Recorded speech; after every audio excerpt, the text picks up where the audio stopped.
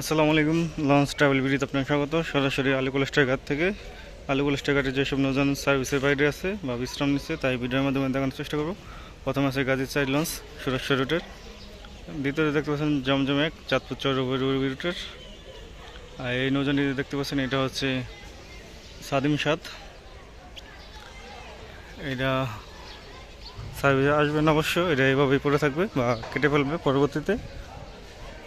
বিশাল আকৃতির একটি নৌযান, এটা কোনোই কাজ করানো হচ্ছে না। দেখতে পাচ্ছেন সাদিম সাতের সামনের অংশ, ফ্রন্ট সাইড সবগুলো ঝম ধরে গেছে। সাথেই আছে প্রিন্স অফ রাসেল এক, চরম বেহাল অবস্থা প্রিন্স অফ রাসেল একের।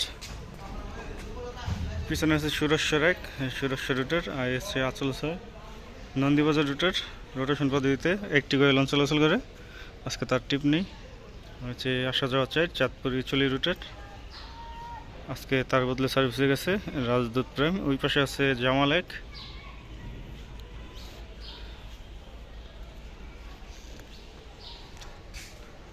আশা করি পুরো ভিডিওতে সাথে থাকবেন, আরও নৌযানগুলো দেখানোর চেষ্টা করবো যেসব নৌযান আলিকুল ঘাটে আছে।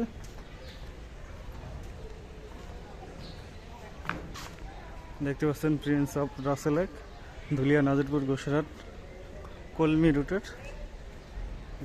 বক্সি কলমি। এই নৌযানটিও দেড় দুই বছর ধরে সার্ভিসের বাইরে। গুঞ্জন শোনা যাচ্ছে যে এই এক্সেলের 4টি নৌযানকে কেটে ফেলা হবে। জাহিদ সাত, রাসেল এক ও সাদিম সাত।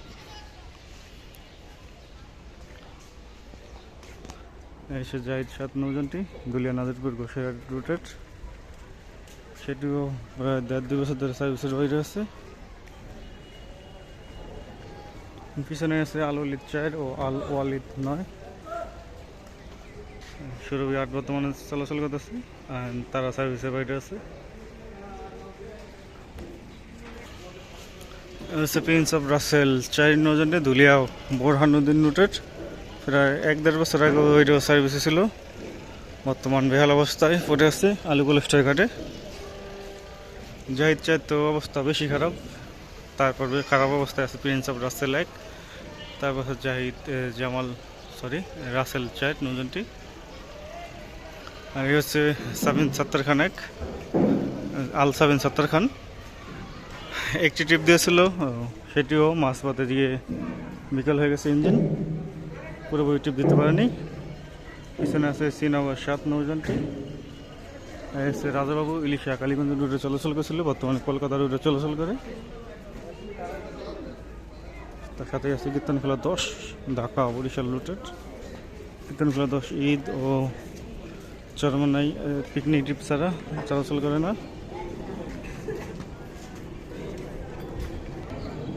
বিশাল আকৃতির পাওয়ার হাউস, সবাই পাওয়ার হাউস নামে ডাকে।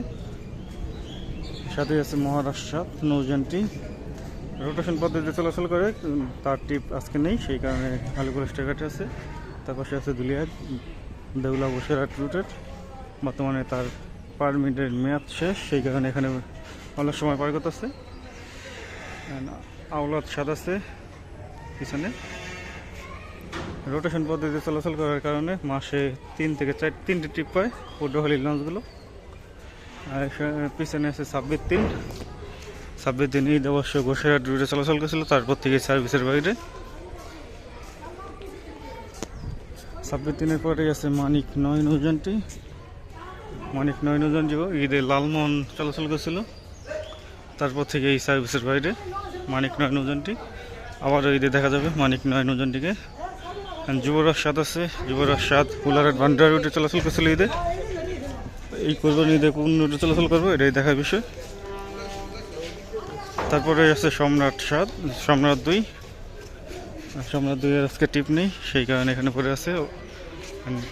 সামনে দেখতে পাচ্ছেন কর্ণফুলী 14 নৌযানটি। কর্ণফুলী 14 কাজ করানো হচ্ছে, বর্তমানে কর্ণফুলী 3 সার্ভিস দিচ্ছে ইলিশা রুটে। তো এই ছিল আলিকুল ঘাট থেকে সর্বশেষ আপডেট। ভিডিও যদি ভালো লাগে অবশ্যই লাইক কমেন্ট করবেন, আর চ্যানেল নতুন থাকলে সাবস্ক্রাইব করবেন।